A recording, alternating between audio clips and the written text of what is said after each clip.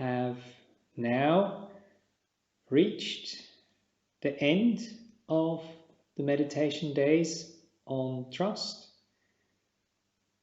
And it is tradition that we do a guided metta meditation at the end together.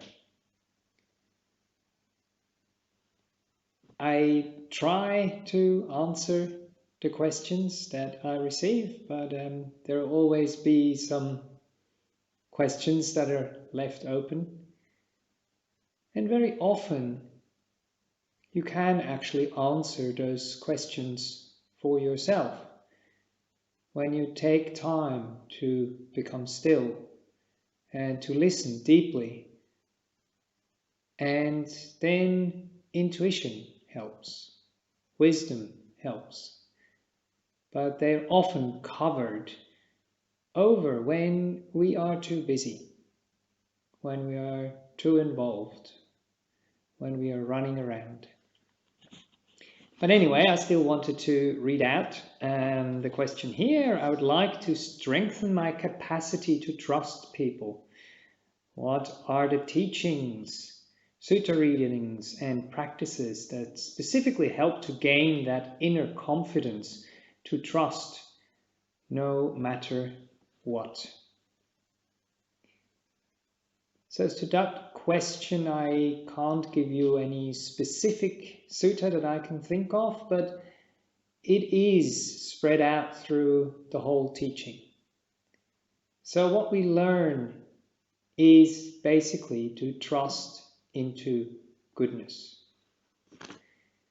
And we trust into goodness in different areas. So most importantly, start with yourself. So trust that if your thoughts, words, actions, deeds, the way how you move in this world, how you behave in this world, if they are based on goodness, then that goodness will support you, will carry you wherever you go. And that doesn't just apply for this life, but it also applies in Buddhism to future lives.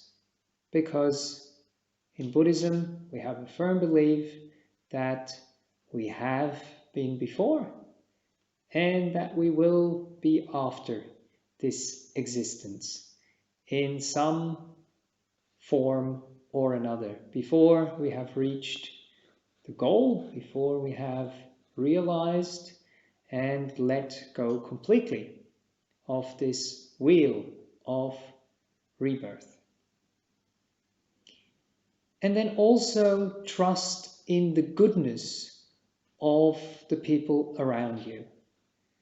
So as I mentioned before, if it's your children or if it's your partner, you invest your trust, and then once you give it, they can live up to it.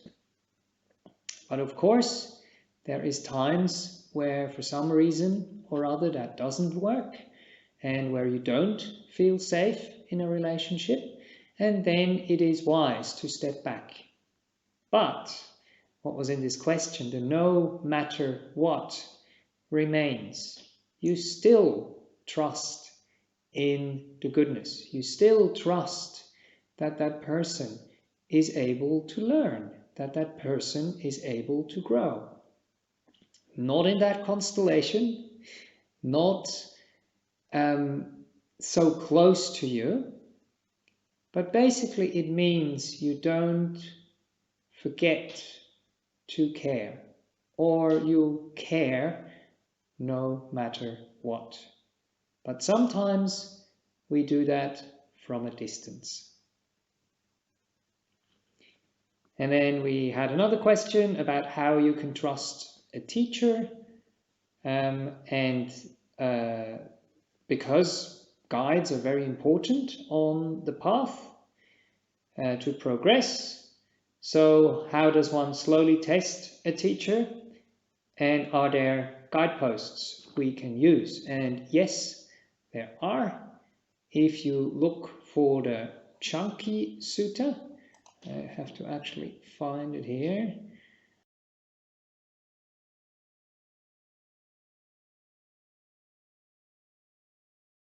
Yes, here it is. So the Caṅkī Sutta is the middle length discourses, so Majjhima Nikaya number 95. And that gives you a very nice description how the faith can grow, specifically to a teacher. And basically, you watch them over a long period of time. And that's the same with people you're with in friendships, and when you have a partner, you live with them for a long time and you get to know them. And you will realize, they have some rough edges and they make mistakes here and there, but there is kind of a character that shines through. As I said, character can be changed, but it is something which is conditioned, and when things are conditioned, they do arise habitually. So it's a habit that has formed there. So you observe them, and you observe carefully if there is greed, hatred, or delusion in their minds, in their words, in their actions. And the more of that you will find there, the more careful you have to be. To trust them to a certain point, but then maybe stop there. And if you are in the lucky position to be connected to some beings who are free of those things, or have very, very little of these defilements, as we call them, they just eventually, or sometimes, not that many times, arise and then disappear fairly quickly, then please invest, trust. And then it says to listen to what they have to say and to learn and to remember, and then to practice yourself. As I was describing, trust, confidence, conviction is something which can only ultimately grow in your own heart because you have experienced and you know for yourself. Like Ajahn Chah would always say, it's like tasting a mango. If you've never tasted a mango, people might describe it to you, and it might, sound very pleasant and interesting, but you won't know how a mango tastes. And he also said it's like the spoon in the soup. Don't just be the spoon in the soup, which is kind of connected to the teaching, is connected to the substance, but you don't take it up and take a sip of that soup. That is the crucial step there. Okay, I hope that has helped. The last question that also came in was about trust and death and how they might be related. And there comes a time where we are really sick and close to death, or there comes a time where we die suddenly, even without prolonged sickness or ailments. And then again, we trust and we rely on the goodness. We fall back onto our actions. And that's what karma is all about. That's what rebirth is all about. Same way like you behave today, how you move through the world through the last couple of days, that is coloring your mind. And what happened during the day, that's what you take into the night, and that's what will arise with you together with new causes and conditions the next day. So you can think of rebirth a little bit like going to sleep and then waking up the other morning. The only difference there is that you live your life and you go asleep. So it's kind of the process of dying, transitioning, and then you rise the next morning, but you rise with a very, very similar mind, but the body has died, so the mind looks for a new abode, for a new place to reside, to hang out, and for a new vehicle, basically. And that is then different. But very often we take even things in our bodies with us from earlier existence. There's many interesting cases that were researched where people had birthmarks or birth defects, or even where the body just had similar features from impacts from things that happened in the past life. Right, I hope that helps to answer these questions here in the beginning. And for the guided metta meditation, I'm not going to give a long introduction because it's usually very similar, but this meditation will be guided for the entire whatever it's going to be, maybe half an hour or so, we'll see how long it goes, and I will ring the bell at the end there to finish that meditation so we can finish it together.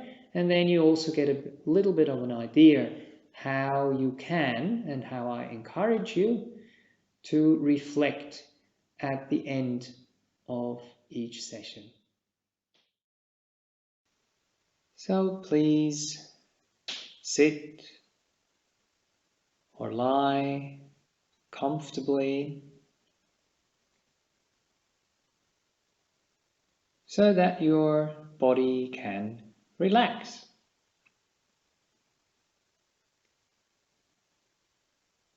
Especially in metta meditation, we want to give that extra kindness, that extra care to our bodies, so that we can kindle it within ourselves and then share and radiate it outwards. But basically, metta is part of every meditation. Please always bring kindness with you when you come to practice, when you sit, when you walk, or when you move through the world. That's why Ajahn Brahm coined the term kindfulness. So being mindful, being present is good, but it's not really enough. And it's not real presence. If you are not kind, if you're not open, if you are not connected, then you are not really there with whatever is happening. Not in that deep sense.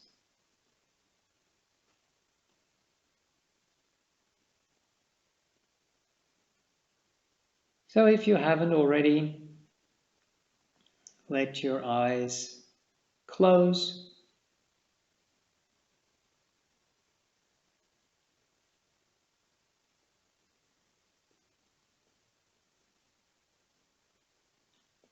And then bring your attention inwards.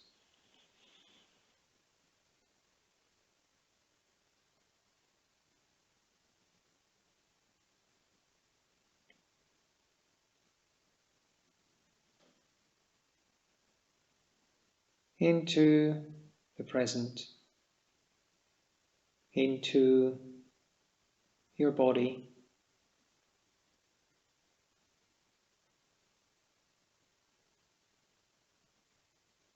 into sensations that are happening right now.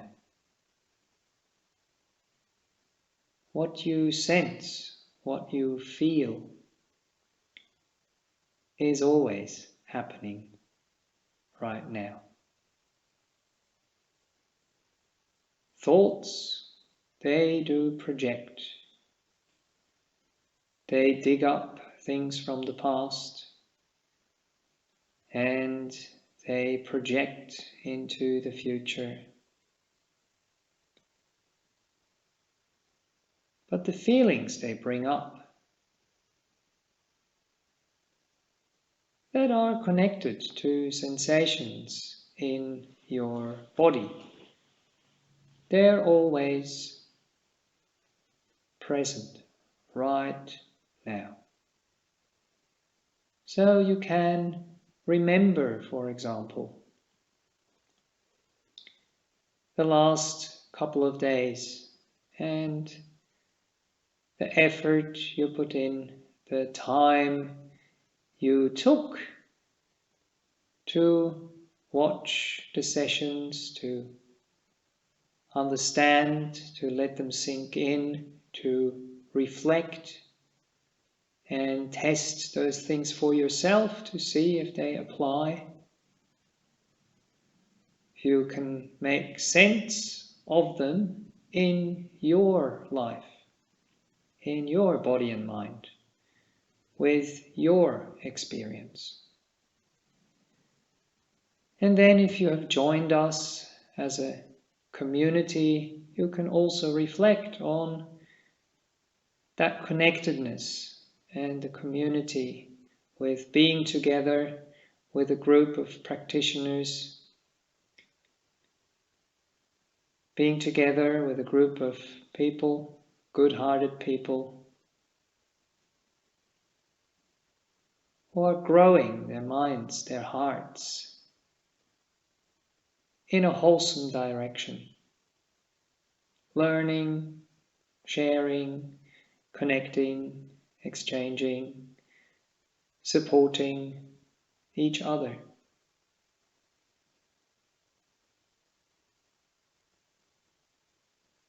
How beautiful is that?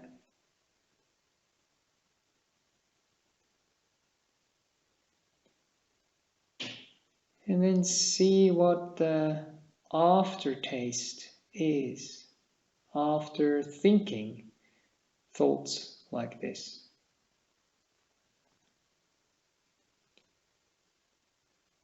To see if they reverberate in your being, in your heart, in your body. And that's basically what metta meditation is about.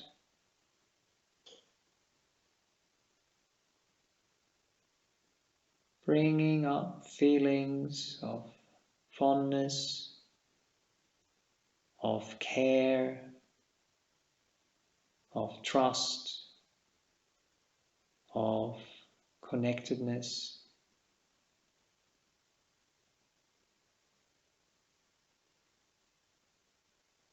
of empathy.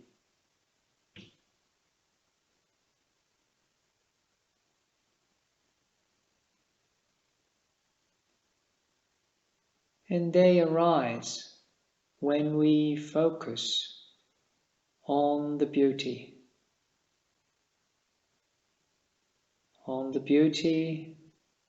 in other people and on the beauty within ourselves.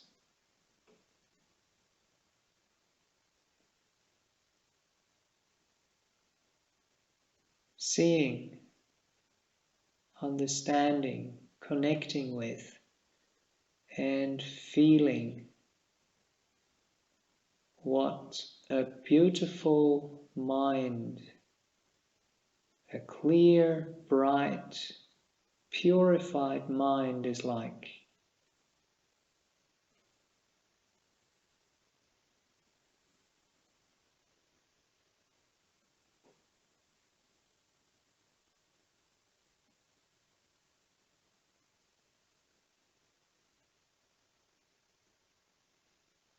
And that mind is like a warm candle.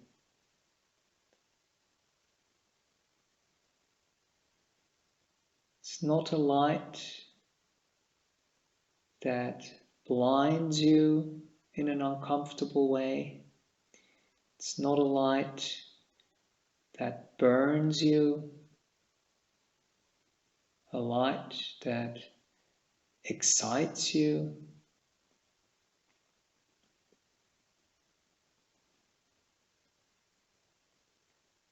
It's just a warm, pleasant light that can fill a room, that can automatically, just by its presence, dispel darkness.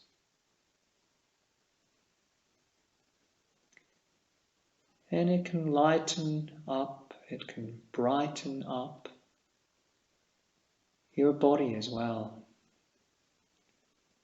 and your mind.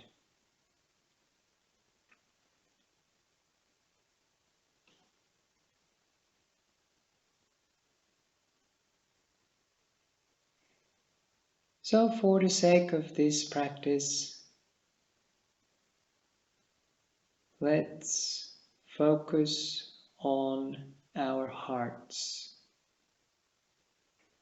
Not the physical heart, but just this area in the middle of your chest.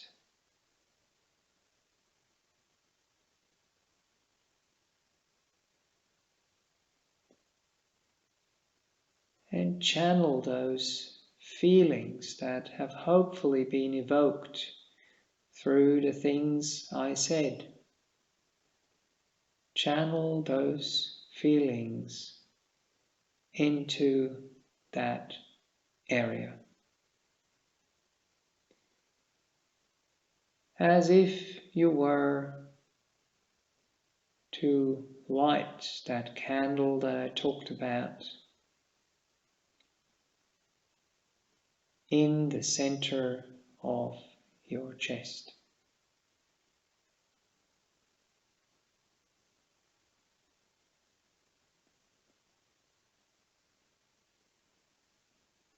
And it's not just a tea light, it's actually quite a big, solid candle.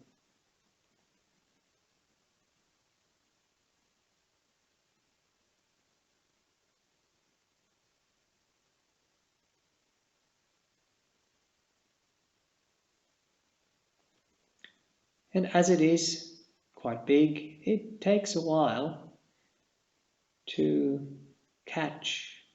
It takes a while for the flame to start melting the wax. And then through that, getting access to the fuel. So it can burn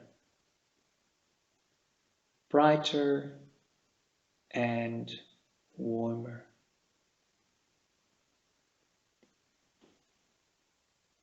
But it also needs space. It also needs air. So let's make sure that we are open, that we have a spacious, open and light chest.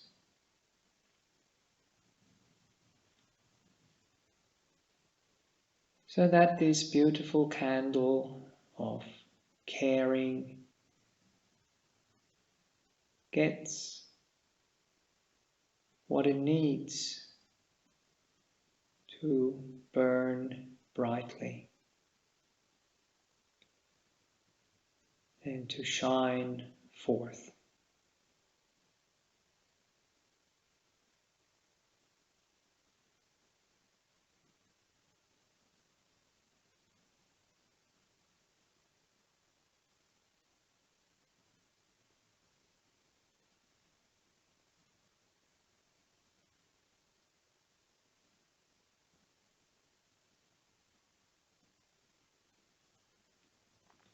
If you need a bit more wax, you need a bit more fuel,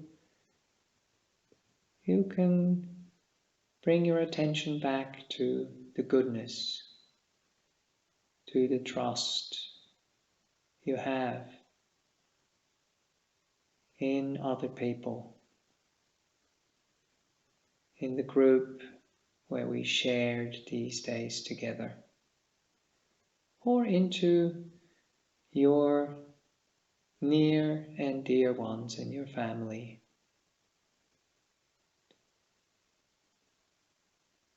Into pets or into teachers, whatever is the closest and brings up, fuels this beautiful metta candle.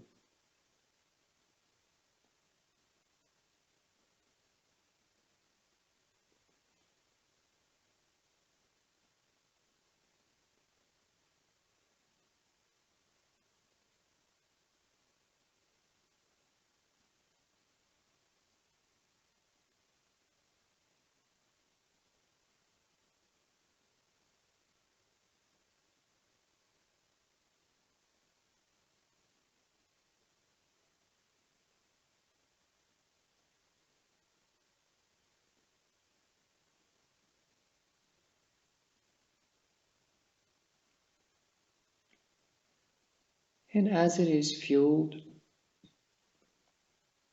as it is provided with space and with oxygen, with air,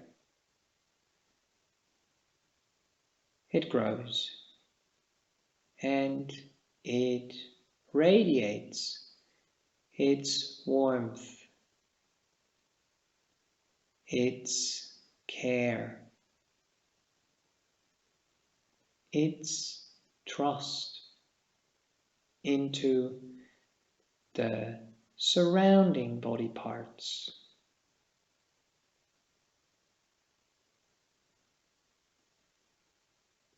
See if you can feel that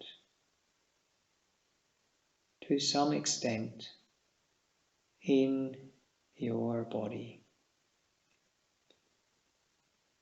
As warmth maybe,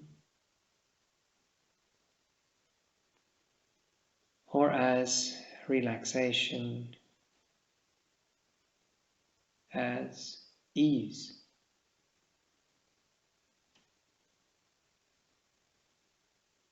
As this metta candle radiates upwards into your head,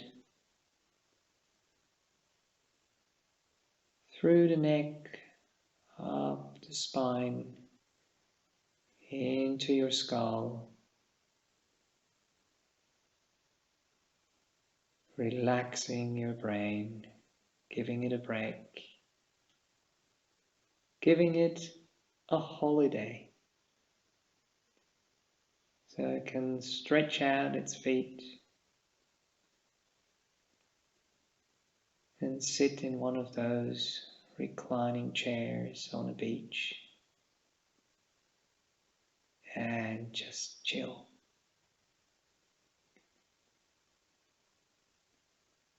And soak up the warmth of metta.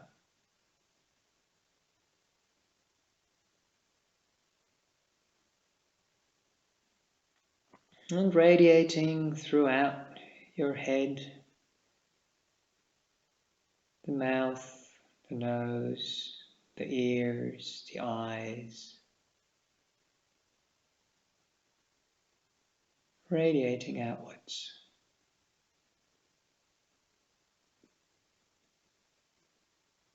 Warming the whole head, letting it melt, have all the tensions melt away.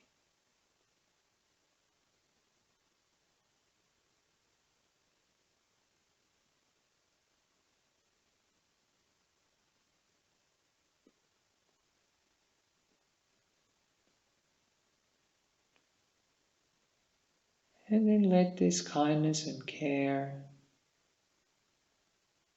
also relax your jaw and any tension you might have around your eyes or in any muscles in your face.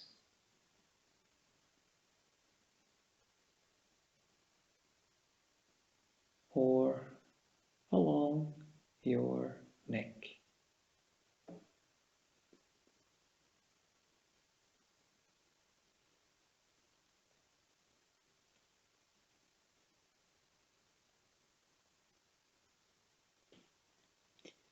Let this beautiful energy radiate into your shoulders, shoulder blades,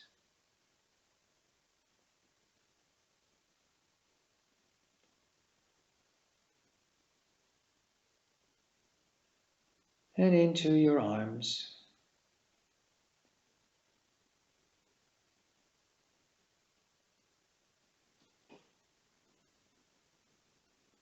The whole length of the arms, from the bones, from the inside out, to the skin and beyond.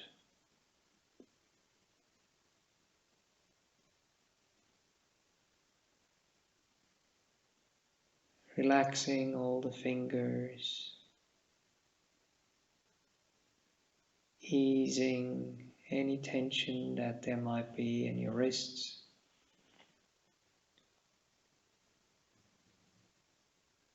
Or in your elbows.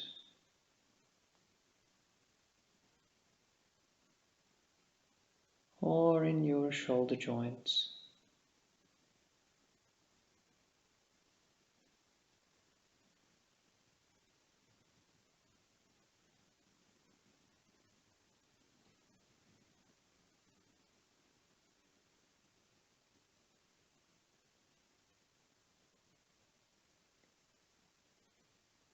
And let it radiate from your chest downwards along the back,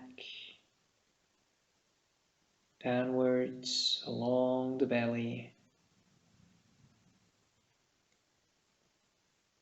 following the spine and radiating from the inside out, touching all the organs there.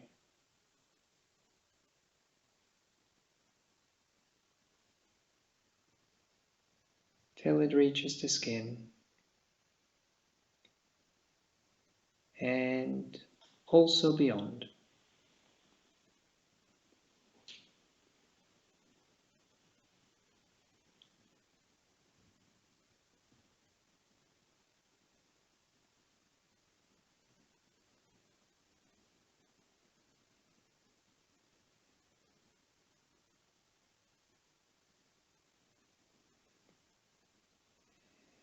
And filling up, flooding and opening up your hips,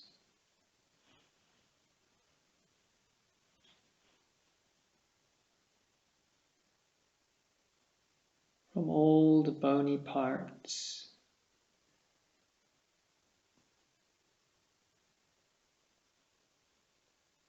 radiating outwards. inside out,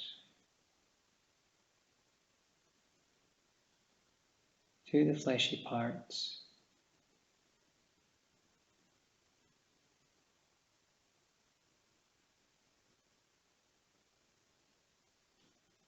and into the skin and beyond.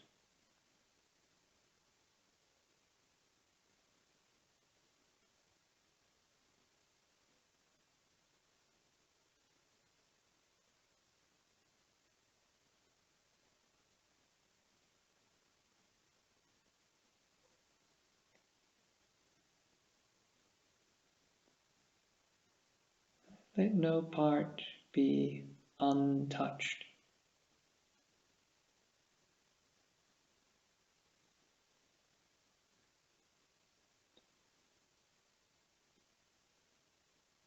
Metta is inclusive.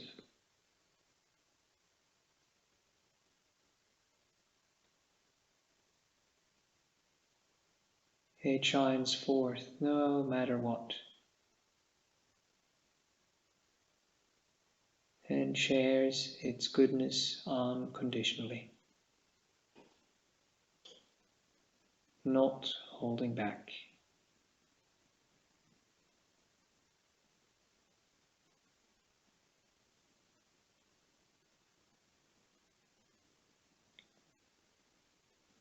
And then let it radiate, let it flow into your legs,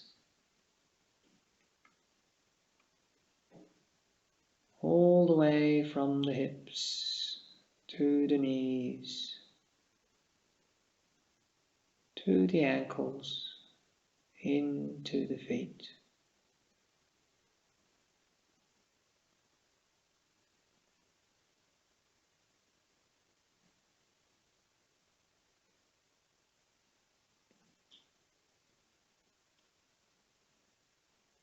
From the inside out, from the bones to the flesh, right up to the skin.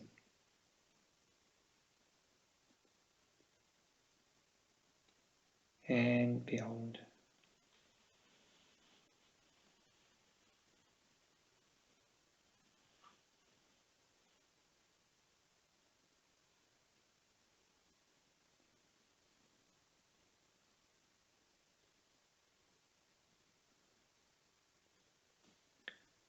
Easing, caring for, melting all the tension that might be around in your feet, in the joints of your toes,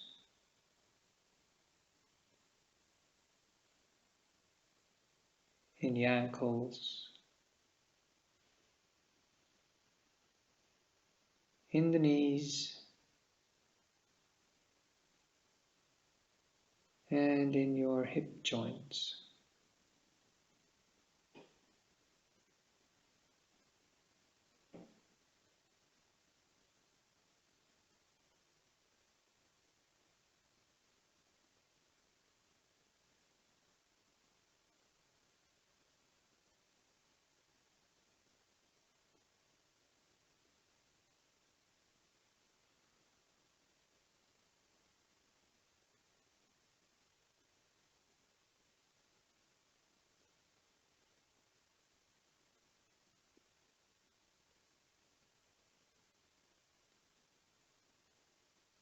And now this beautiful, warm light from the center of your heart, from your chest,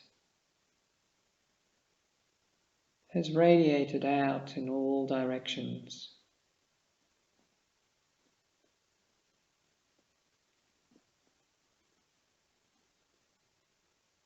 Touching and bathing your entire body.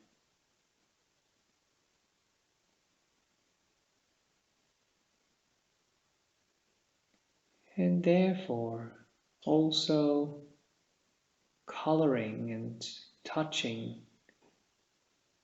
your mental world, your mind.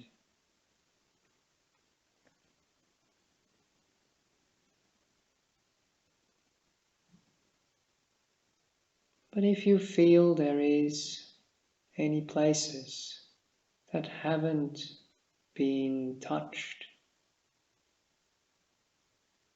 let this light shine forth.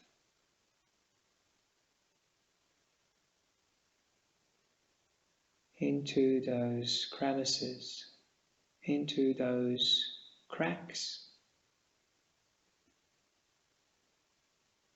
into those places in your mind, in your heart, that are not that easy to reach.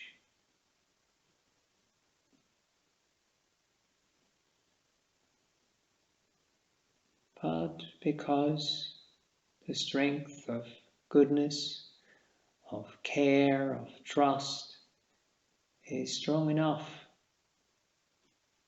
it can reach and welcome those parts of us in as well.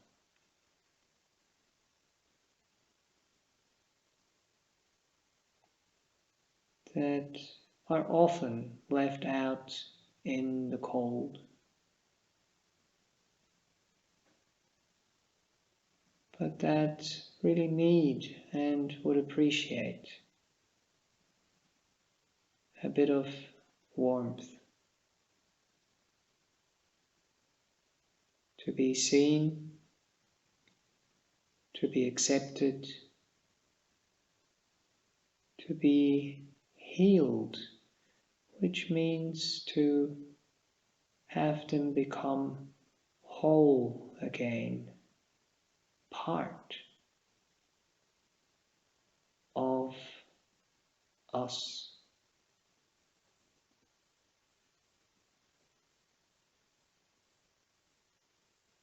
So that they can come home as well.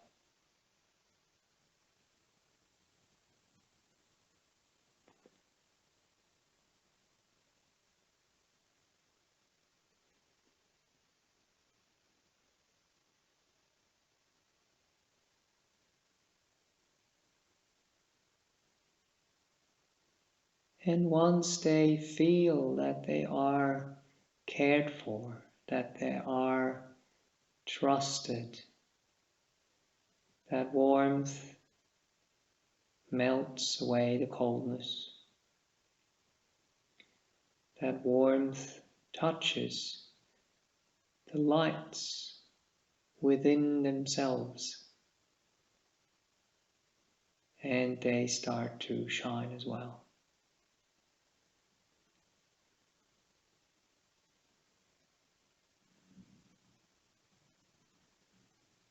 So like we lit the candle in our chest,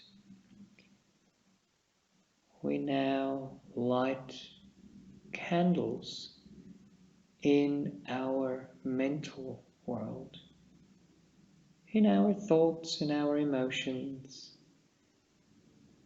in those parts that are floating around in our minds.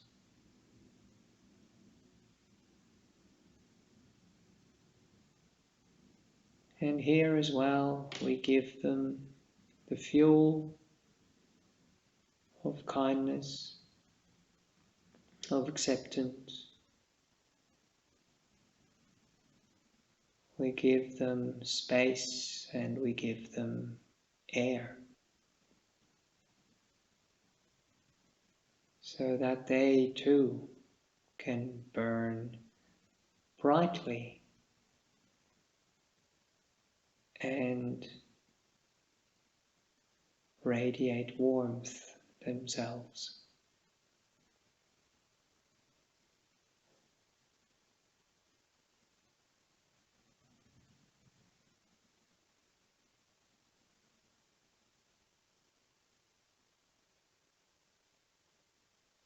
And just as when night falls and it is clear outside, and we can start to see one star after the other, and the sky's depth grows, and we see more and more clusters of stars, of galaxies out there, shining brightly into the night.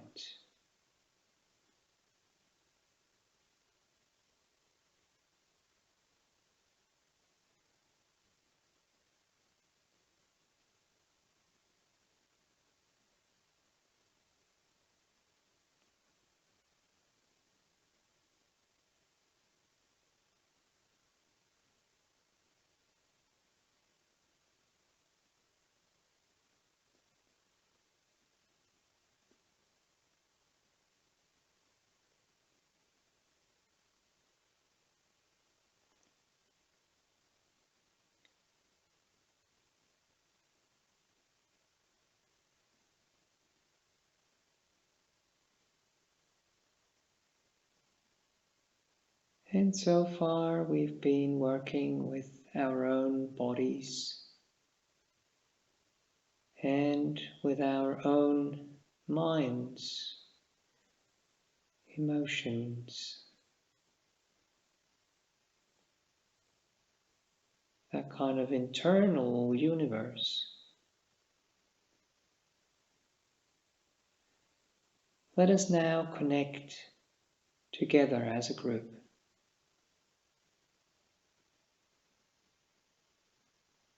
In different places on this planet,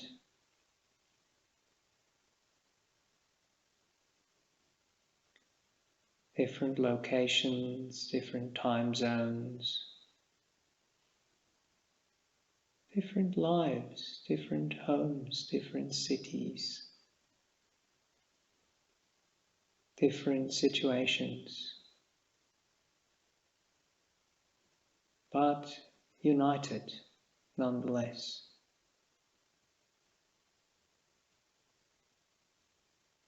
By care, by warmth, by trust.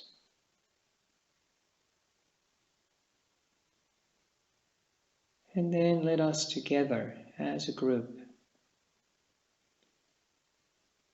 radiate outwards as far as the strength of our hearts and minds can reach.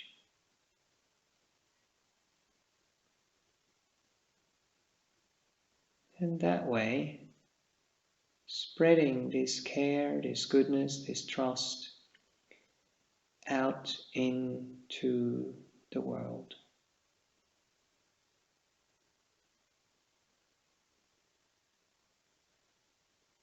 First into our close surroundings, the family we live with, the animals we live with, the community that we're part of,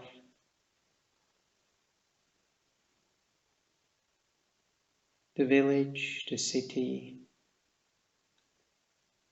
the country, the continent.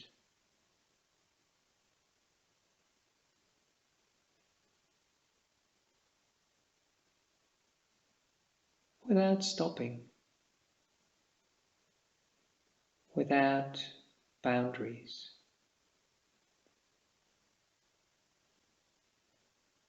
Allowing the light to shine forth in all directions, so that it eventually covers the whole globe.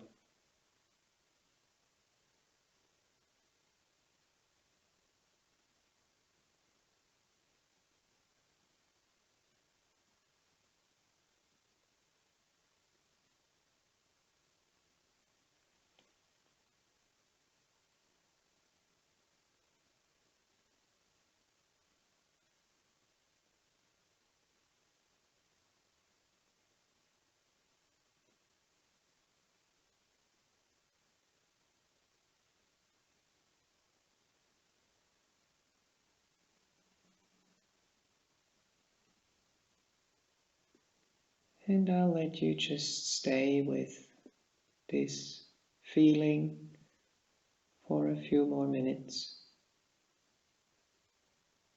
just radiating care, trust, kindness outwards, or staying with your breath if you wish.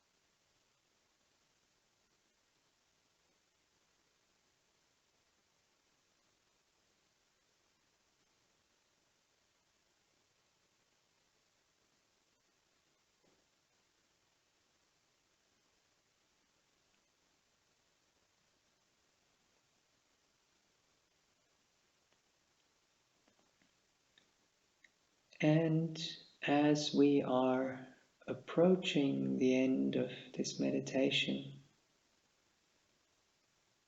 bring your awareness back to your body, back to your mind, and check in. How does it feel?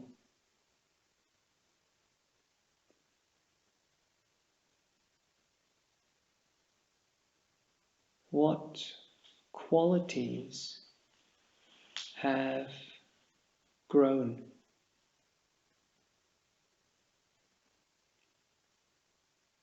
What has decreased? What has increased? And why?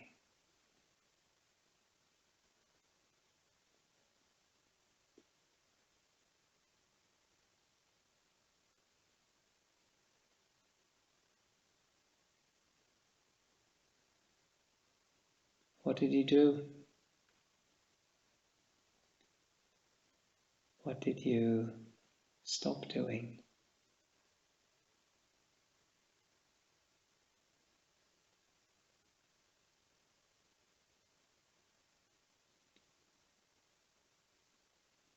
Is there more peace, more relaxation, more ease, more warmth,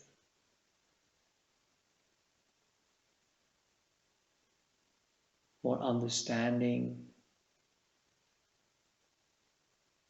healing, a feeling of wholeness, of being holy?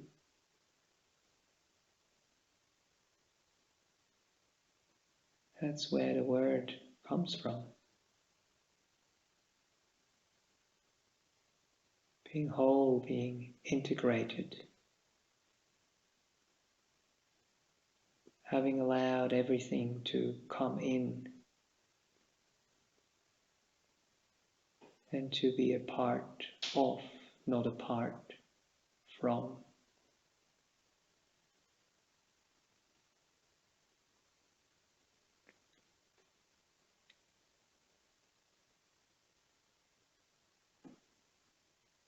And I will get the singing bowl and ring it 3 times for you to slowly, gently make your way out of meditation.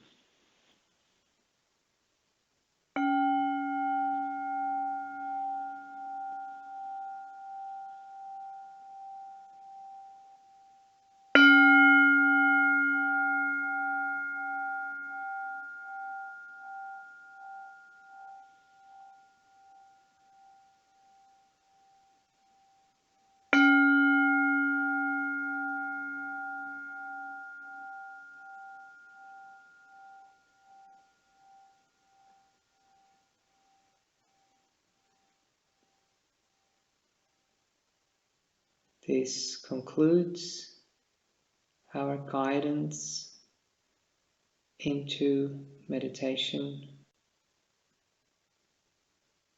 I hope you could gain an understanding of trust, but more importantly, also a feeling of trust and the experience where it leads us. How it allows us to let go deeper and deeper.